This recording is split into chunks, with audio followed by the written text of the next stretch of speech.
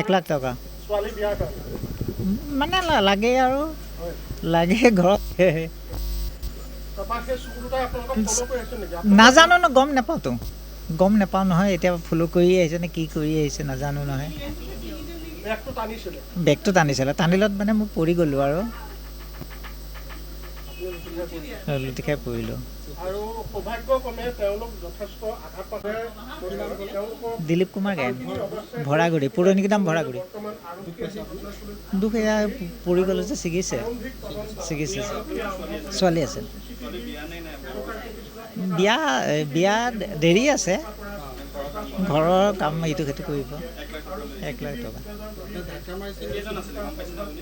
তেওঁলোকৰ দুজন আছিলে